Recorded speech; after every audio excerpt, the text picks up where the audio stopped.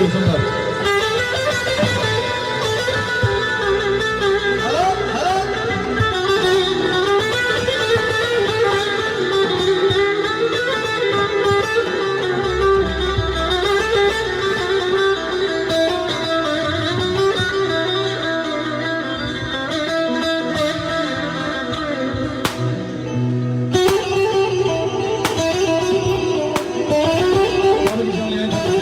Sevgiler.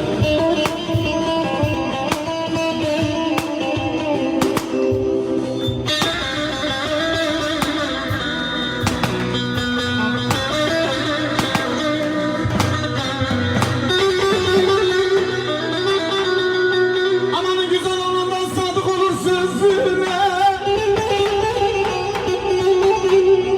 Güzel olandan sadık olur sözüne.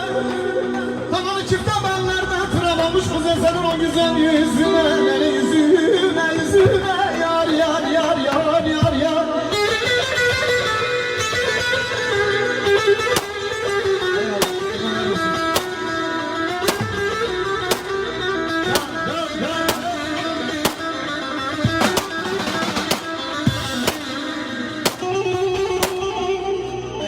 Şerefim arası canı benim.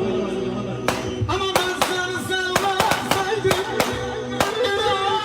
ben seni sevmezseydim, lele 7 sene gelir miyim senin yüzüne, yüzüne, lele yüzüne, yüzüne.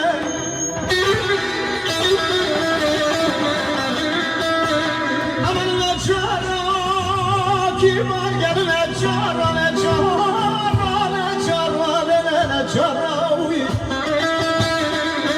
Kızım sen güzelsin de, lele sen güzelsin de, tamam seni saran bir çare, bir çare.